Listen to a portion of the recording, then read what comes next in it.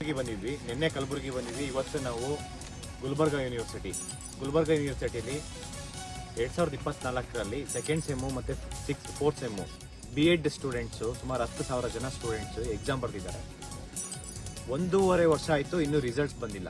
ಈ ರಿಸಲ್ಟ್ಸ್ ಬಿಡಬೇಕು ಅಂತ ಹೇಳ್ಬಿಟ್ಟು ಸಾಕಷ್ಟು ಸ್ಟೂಡೆಂಟ್ಸು ನನಗೆ ಫೋನ್ ಮಾಡಿ ಹೇಳಿದ್ರಿ. ಅದನ್ನು ಇವತ್ತು ನಾವು ಬಂದು ಅವರಿಗೆ ಒಂದು ಲಾಸ್ಟ್ ಡೆಡ್ಲೈನ್ ಕೊಟ್ಟಿದ್ದೀವಿ. 20 ದಿನ ಟೈಮ್ ಕೊಡಿ ಅಂತ, ಅಂದರೆ 20 ದಿನ ಟೈಮ್ ಕೊಟ್ಟಿದ್ವಿ ಫಸ್ಟು.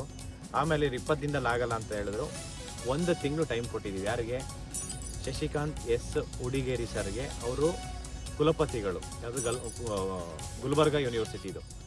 ಅವರಿಗೆ ನಾವು 1 ತಿಂಗಳು ಟೈಮ್ ಕೊಟ್ಟಿದ್ದೀವಿ. ಅದೇನು ಮಾಡ್ತಾರೋ ಗೊತ್ತಿಲ್ಲ. 1 ತಿಂಗಳೊಳಗಡೆ B.Ed ಸ್ಟೂಡೆಂಟ್ಸ್ದು ಸುಮಾರು ಮೋರ್ ದೆನ್ 10,000 ಸ್ಟೂಡೆಂಟ್ಸ್ ಇದ್ದಾರೆ. B.Ed students second sem fourth sem exam ಬರ್ದಿರೋದು.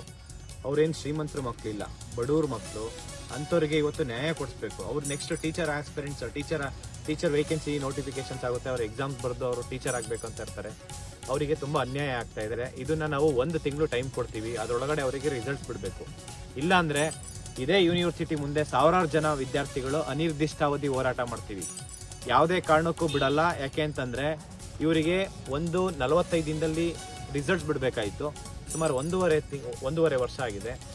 ಏನು ಇದು ಲೋಕಾಯುಕ್ತ ರಿಟೈರ್ಡ್ ಜಡ್ಜು ಒಂದು ಇದು ನೇಮಕ ಮಾಡಿದ್ದಾರೆ. ಅದೆಲ್ಲ ಪ್ರೋಸೆಸ್ ಕಂಪ್ಲೀಟ್ ಮಾಡಿ ನಮಗೆ ಅದೆಲ್ಲ ಗೊತ್ತಿಲ್ಲ. 1 ತಿಂಗಳಲ್ಲಿ ರಿಸಲ್ಟ್ ಬಿಡಬೇಕು. ರಿಸಲ್ಟ್ ಬಿಟ್ಟಿಲ್ಲ ಅಂತಂದರೆ ಇಲ್ಲೇ ಅನಿರ್ದಿಷ್ಟಾವಧಿ ಹೋರಾಟ ಮಾಡ್ತೀವಿ. ಅದೇ ಇವತ್ತು 17ನೇ ತಾರೀಕು ನಾವು ಲೆಟ್ರ್ ಕೊಟ್ಟಿದ್ದೀವಿ ಕುಲಪತಿಯವರಿಗೆ. ಅವರು ಇದನ್ನು ಸೀರಿಯಸ್ ಆಗಿ ತೊಗೊಂಡು ಅವರಿಗೆ ರಿಸಲ್ಟ್ಸ್ ಬಿಡೋಂಥ ಕೆಲಸ ಆಗಬೇಕು. ಇಲ್ಲ ಅಂತಂದರೆ ಈ ಒಂದು ಹೋರಾಟ ಕಲಬುರಗಿಯಲ್ಲಿ ಒಂದು ಇತಿಹಾಸ ಆಗಬೇಕು. ಆ ರೀತಿ ನಾವು ಹೋರಾಟ ಮಾಡ್ತೀವಿ. ಯಾವುದೇ ಕಾರಣಕ್ಕೂ ಬಿಡಲ್ಲ. Thank you so much. ನಮಸ್ಕಾರ.